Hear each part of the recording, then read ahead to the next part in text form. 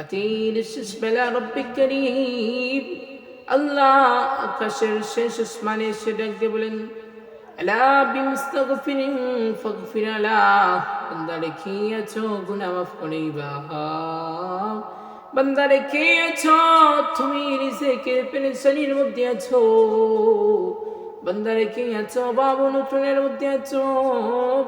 বান্দা রেখে আছো ঋণগ্রস্তের মধ্যে আছো, বান্দা রেখে আছো তুমি এত গুনার মধ্যে লিপ্ত ছিলে রে বান্দা, আমি রব্বে করিমের দরবারে 2 ফোঁটা চোখের পানি ছেড়ে 2 ফোঁটা অশ্রু নিয়ে যখন তুমি আমি রব্বে করিমের কাছে চাইবা, আমি আকাশের মালিক আল্লাহর সাথে সাথে তোমার 2 ফোঁটা চোখের পানির দামে 2 ফোঁটা চোখের ইজ্জতে